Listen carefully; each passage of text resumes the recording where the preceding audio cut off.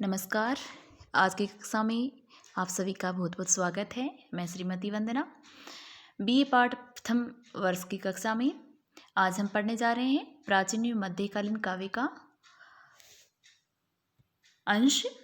कल हमने देखा था ढोला मारूरा दूहा, उसके 5 दोहे हमने देख लिए थे। आगे की दोहे हम आज पढ़ने जा रहे हैं। ढोला मारूरा दूहा जैसा कि हम पढ़ चुके हैं, एक राजस्थानी लोक काव्य है, राजस्थानी भाषा में लिखा गया है और दोहा छंद में ये लिखा गया है।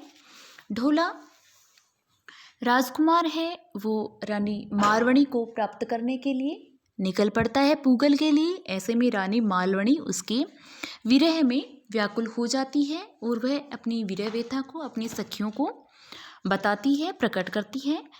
इन दोहों में इन्हीं विरह वेदना का वर्णन किया गया है, जो कि मालवणी विलाप शीर्षक से इसमें अंकित है। मालवणी विलाप शीर्षक के दोहों में आज हम उसी कड़ी में आगे पढ़ने जा रहे हैं। तो चलिए देखते हैं।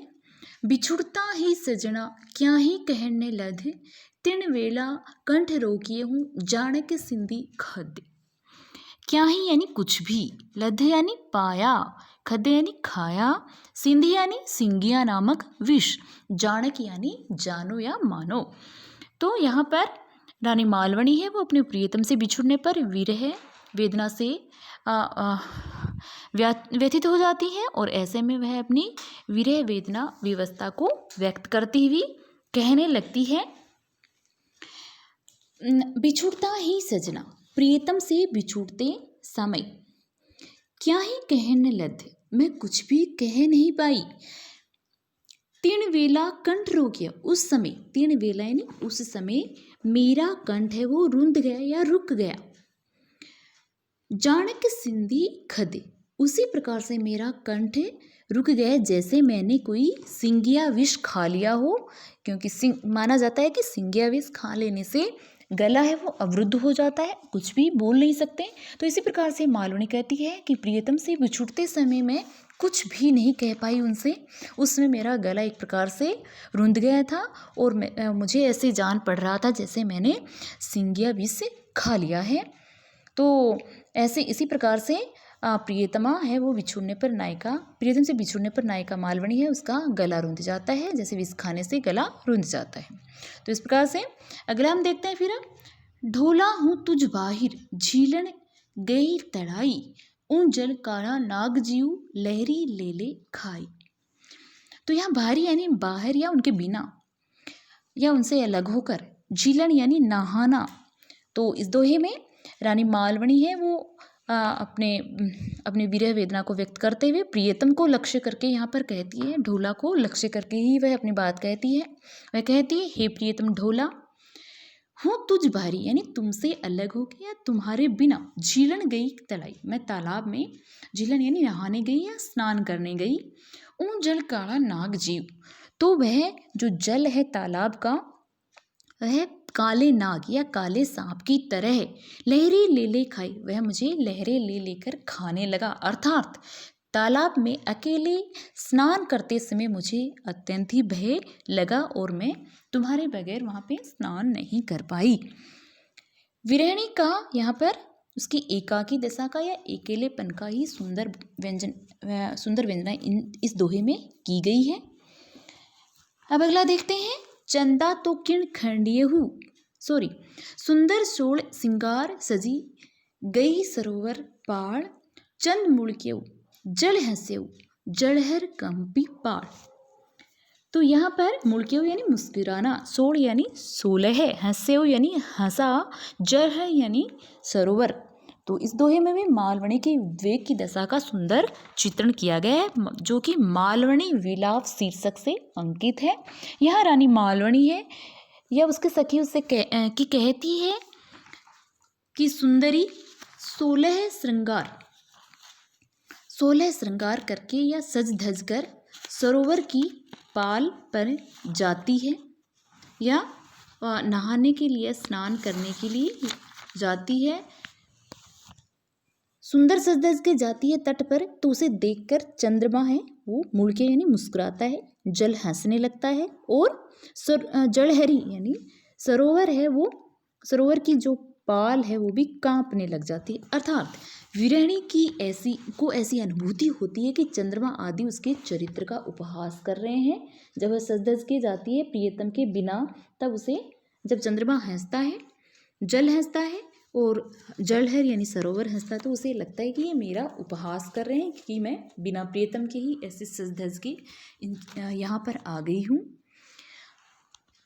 तो यहाँ चंद्रमा और जल का मानवीकरण किया गया है और इसमें यहाँ पर अनुप्रास अलंकार भी है। अगला है चंदा तो किण खंडियहु मो खंडी किरतार पूनम पुरव उगसी आवते ही अवतार।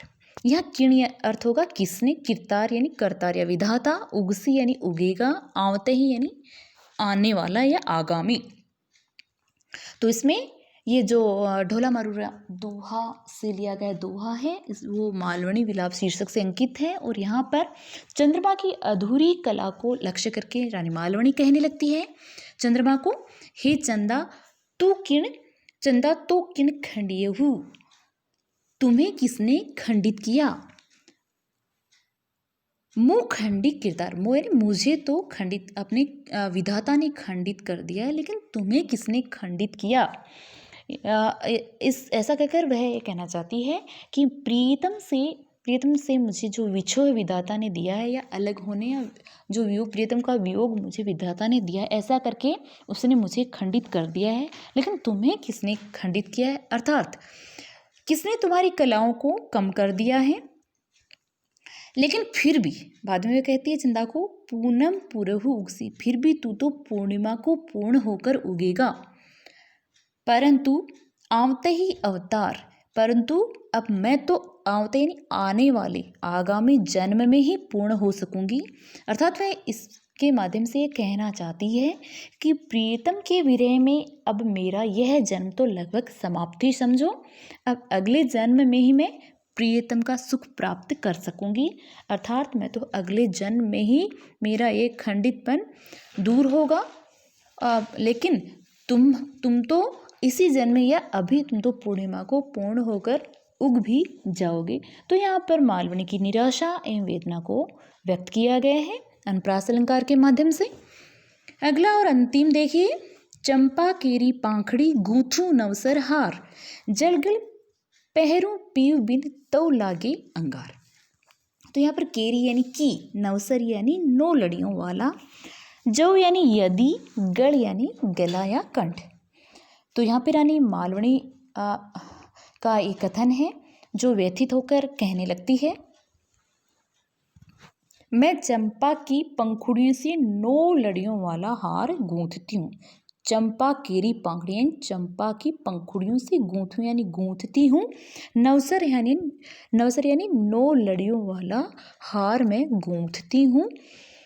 और फिर जो गढ़ पहरूं पीव बिन, अगर फिर मैं उसे गले में पहनती हूँ बिना प्रियतम के मैं उसे अगर गले में पहनती हूँ तो लागे अंगार, तो वह मुझे अत्यंत ही संतापदायक या अंगारों के समान जलने वाला प्रतीत होता है। तो यहाँ उसका कहने का मालवणी का अर्थ यही है, तात्पर्य यही है कि वीरानी के लिए जो शीतलता प्रदान करने वाला जो हार है चंपा का, वह भी विरह की स्थिति में या वियोग की स्थिति में संतापदायक या पीड़ादायक बन जाता है और वह उसे अंगारों के समान जलने वाला प्रतीत होता है। तो यह मालवणी के विलाप से उसकी विरह व्यथा को व्यंजित किया गया है। साथ ही हार को अंगार जैसा मानने का वर्णन विरह दशा में कवि परंपरा के अनुरूप ही यहाँ पे किया गया है। अनुप्रास उपमा अलंकार का प्रयोग किया गया है। तो जो ढोला मारूरा दोहा है उसमें इन 10 दोहों के माध्यम से मालवणी का विलाप या जो मालवणी का विरह है वो व्यंजित किया गया है। उम्मीद है आप सभी छात्राओं को इन दोहों का अर्थ अच्छे से समझ में आया होगा और आप इसे अपने अध्ययन में उपयोगी सामग्री समझकर ध्यान से इसे पढ़ेंगे। बहुत बहुत धन्यवाद। आज के लिए इतना ही।